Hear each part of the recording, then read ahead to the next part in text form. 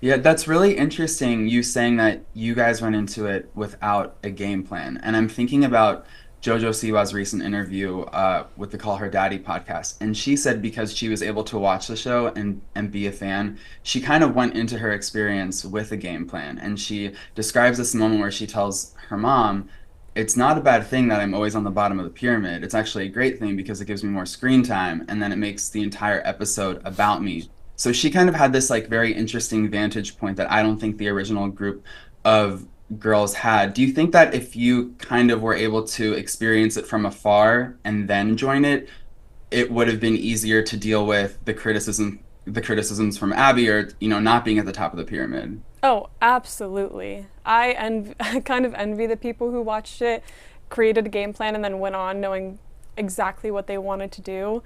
Because, like I said, cameras came to us, and then it was like all of a sudden the drama needed to be heightened, and then I was like, but I'm just dancing like I've done for the past 9 or I guess 7 years with you, and then it was like a slow progression of the negativity I felt that was coming towards me, and so it all felt like, I was also young and a little bit naive, and so I was just like I was always playing catch up, I felt like in my head. I was like, oh, okay, you're really mad at me, I don't really know why.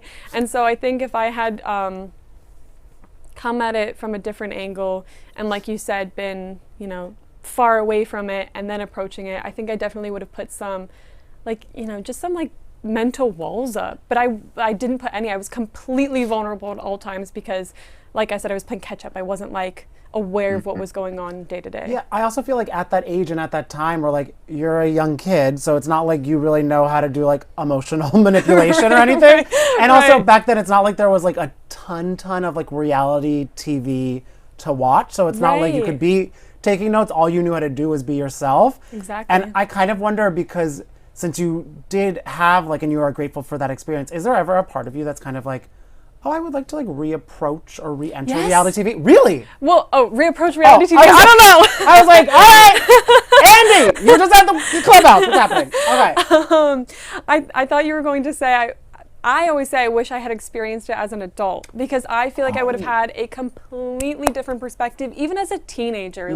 If it had been Dance Mom's teen years or something and we were all 16, 17, 18, I feel like I just would have been a different human, because I would have been I don't really care what you have to say about me. But at a 9, I have no idea who I am. So if someone else is telling me this is who you are, you're second, then I'm gonna be like, oh yeah, I must be second. Yeah. But if I'm 17, then I have my own identity, and so I could have just let things go in one ear and out the other, and I could have just still pushed. But I think I was absorbing everything rather than just being like, meh, no thanks. But going back into reality TV, I mean, honestly, sometimes I'm I feel like I could kill it, but I don't know. Yeah,